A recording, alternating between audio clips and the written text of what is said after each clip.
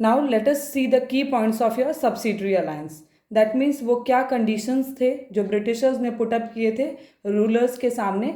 That means कि क्या वो सर्कमस्टांसेस थे या क्या वो कंडीशंस थे जिसके अंडर एक रूलर को सब्सिडरी अलायंस एक्सेप्ट करना था, या फिर सब्सिडरी अलायंस एक्सेप्ट करने के बाद क्या चेंजेस लाना था अपनी किंगडम में। So let us see the very first point.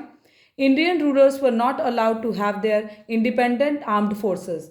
That means अगर किसी ने भी एक किसी भी एक किंगडम ने या किसी भी एक रूलर ने अगर सब्सिडरी अलायंस को एक्सेप्ट किया है तो वो अपनी इंडिपेंडेंट आर्म्ड फोर्स नहीं रख सकता था। ही could not keep his independent armed force. नहीं तो अगर ऐसा कंडीशन नहीं रखते तो क्या इंडियन रूलर्स कर सकते थे, वो ब्रिटिश आर्मी को भी मेंटेन करते एंड साइड बाय साइड एक बैकअप की तरह अपनी आर्मी को भी रखते, और इन केस अगर कभी भी कॉन्फ्लिक्ट अराइज होती तो वो ईजिली अपनी आर्मी को यूज़ कर सकते थे ब्रिटिशर्स के अगेंस्ट। सो ब्रिटिशर्स बहुत फॉर साइटेड थे, वो बहुत लॉन्ग टर्म का सोचते थे। वो ये बात जानते थे कि अगर किंग अपनी आर्मी रखेगा तो कल को ये प्रॉब्लमैटिक हो सकता है ब्रिटिशर्स के लिए। सो उन्होंने पहला पॉइंट यही रखा that he could not maintain his independent armed force. Now अगर किंग को ज़रूरत होती आर्मी की तो वो क्या करते, so they were protected by the company. अगर किंग को ज़रूरत होती आर्मी की तो उन्हें कौन प्रोटेक्शन प्रोवाइड करता ब्रिटिशर्स, कंपनी प्रोवाइड करती। Now king had to accept a British resident in his court. अब ये एक बहुत ही इंपॉर्टेंट पॉइंट है। ओके क्या कंडीशन था दैट किंग को, राजा को क्या करना था, अपने कोर्ट में अपने कोर्ट मेंबर्स में एक मेंबर ब्रिटिशर को रखना था। ओके सो पहले जो भी कॉन्फ्लिक्ट होते थे या कोई भी डिस्कशन होती थी तो किंग क्या करते थे, अपने कोर्ट मेंबर्स के साथ डिस्कस करते थे, जिसमें फाइनेंस से रिलेटेड प्रॉब्लम्स, रूलिंग से रिलेटेड प्रॉब्लम्स, एक्सपेंशन से रिलेटेड प्रॉब्लम। सो ये सारा किंग अपने कोर्ट मेंबर से डिस्कस करते थे जो कि बहुत कॉन्फिडेंशियल होता था। Now Britishers always wanted to know कि क्या किंग प्लान कर सकते हैं उनके अगेंस्ट। सो इसलिए उन्होंने क्या किया, उन्होंने अपना एक ब्रिटिश रेसिडेंट रख दिया किंग के कोर्ट में। दैट मीन्स जो भी डिस्कशन होती, जो भी प्रॉब्लम डिस्कस होती, वो सारा वो पर्सन जो था, जो ब्रिटिश रेसिडेंट था, जो ब्रिटिशर्स था, वो मैटर रिपोर्ट करता अपने गवर्नर जनरल को। So by this way governor general could know the intention of the ruler. Now next point, expel all non British forces from his kingdom. अब ये क्या कंडीशन थी दैट जो भी नॉन ब्रिटिश हैं, that means other than Britishers, और जो भी यूरोपियन पावर हैं, after accepting the subsidiary alliance, king को अपने किंगडम से उन सारे नॉन ब्रिटिश फोर्सेस को हटा देना होता। दैट मीन्स अगर फ्रेंच हैं, पोर्टुगीज हैं या डच हैं तो किंग को सारे को एक्सपेल कर देना था। वाई नाउ ये कंडीशन क्यों पुटअप की गई थी, बिकॉज ब्रिटिश फियर्ड दैट जैसे आज हम स्ट्रांग हैं, मे बी कल को after few years other European power strong हो जाते तो वो एक टफ कंपटीशन दे देते ब्रिटिशर्स को। सो इन ऑर्डर टू एलिनेट और in order to reduce competition और रिमूव कंपटीशन, क्या ब्रिटिश ने डिसाइड किया, to expel all non British forces. सारे नॉन ब्रिटिश जो फोर्सेस हैं उन्हें किंग को अपने किंगडम से हटा देना होता। Next, they could not negotiate with any other Indian rulers without consulting the governor general।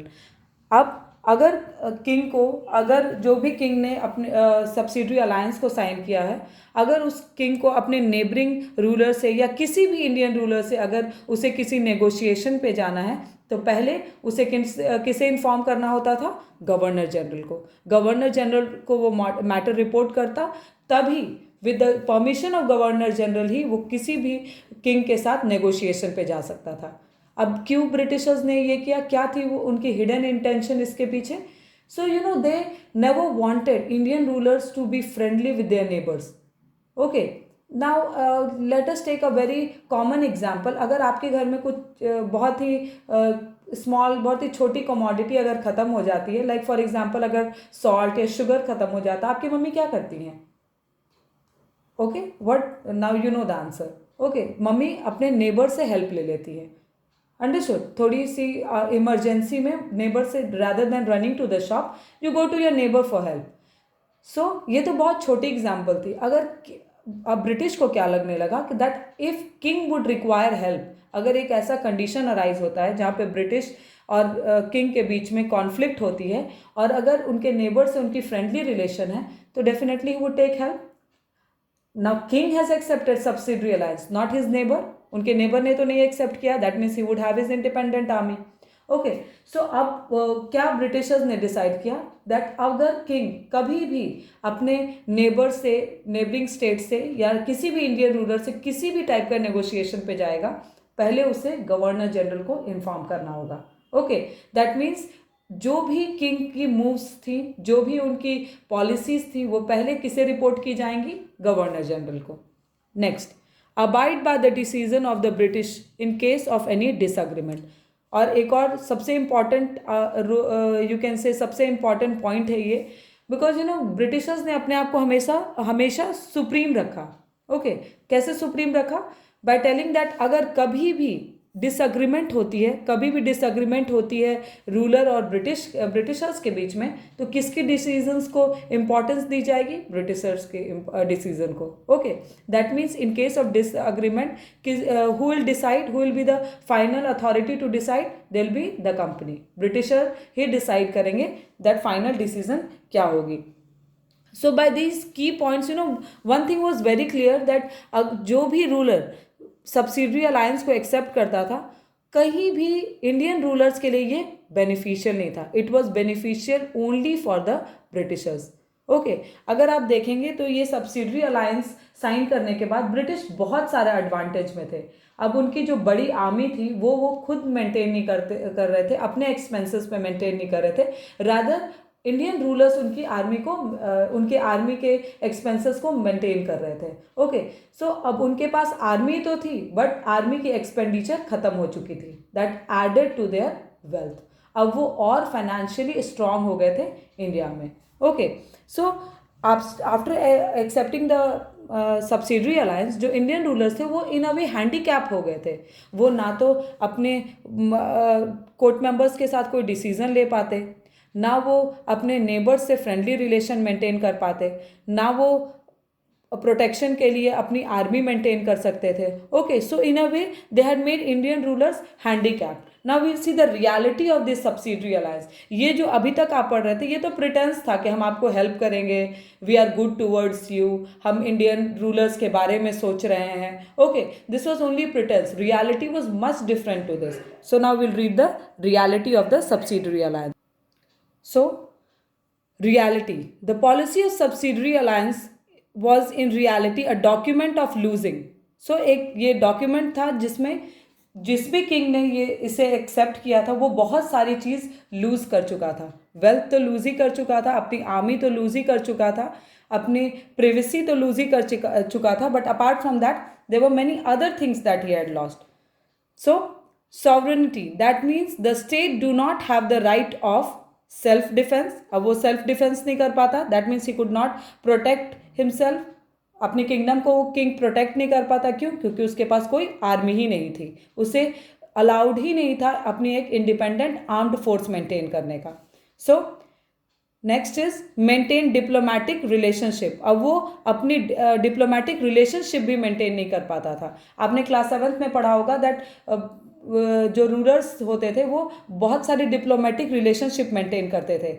In case कभी वॉर होता था तो वो अपने नेबर से हेल्प ले सकते थे. ओके, बट ये सब मैट्रिमोनियल अलायंस के थ्रू लिंक रहते थे अपने नेबर से, बट ये सब अब वो नहीं कर पाते after accepting the subsidiary alliance. Employing foreign experts. अब they do not have right to employ any foreign expert. अब वो कोई भी नॉन ब्रिटिश फॉरेन एक्सपर्ट को अपने किंगडम में एम्प्लॉयमेंट नहीं दे सकते थे according to the subsidiary alliance. If you remember I have said you that they had to expel all the non British forces. So apart from Britishers वो किसी भी फॉरेन एक्सपर्ट को नहीं अपने किंगडम में, अपने किंगडम में, अपने कोर्ट में नहीं रख सकते थे. Settling dispute with his with its neighbour, अब अपने नेबर्स के साथ भी डिस्प्यूट्स जो थे वो सेटल नहीं कर सकते थे without informing the governor general. Understood. So reality if you see बहुत डिफरेंट थी, जैसा प्रिटेंस था उससे बहुत डिफरेंट रियलिटी थी। प्रिटेंस में तो ऐसा दिख रहा था that Britishers were offering a friendly hands towards Indian rulers, but ऐसा था नहीं, rather they were chopping of the hands of Indian rulers. वो इंडियन रूलर्स को इन अ वे हैंडीकैप कर रहे थे, दैट ना उनकी आर्मी रहे, ना उनके फ्रेंडली रिलेशन रहे अपने नेबर्स से, ना वो कोई भी फॉरेन एक्सपर्ट्स को अपॉइंट कर सके, कोई डिप्लोमेटिक रिलेशनशिप ना मेंटेन कर सके। सो ये सारा जो हो रहा था, ये सारा जो कंट्रोवर्सी था, ये सारा जो ब्रिटिशर्स का किया हुआ कॉन्स्पिरेसी था, ये सब क्यों था? अपने टेरिटरी को एक्सपैंड करने के लिए, इंडिया में अपनी टेरिटोरियल एक्सपेंशन के लिए सारा कुछ हो रहा था। दैट मीन्स इन अ वे वो क्या चाह रहे थे, दैट टेरिटरी तो उनके पास आ जाए विदाउट रिस्पॉन्सिबिलिटी, पावर्स उनके पास रहे बट रिस्पॉन्सिबिलिटी रूलर्स के पास रहे, रिस्पॉन्सिबिलिटी किंग के पास रहे, नवाब के पास रहे। So this was all about your subsidiary alliance. The next video will be discussing the places that accepted the subsidiary alliance. अभी तक मैंने एक्सप्लेन किया है सब्सिडरी अलायंस को। Now I'll be explaining you the places that accepted subsidiary alliance. ऐसा तो नहीं था that I'll go with a proposal, I'll say that army हटा लो and any king would agree to it. बहुत सारी लड़ाइयाँ भी हुई थी, बैटल्स हुए थे, एंग्लो मैसूर वॉर हुआ था, एंग्लो मराठा वॉर हुआ था। So in further videos will read about it. Thank you.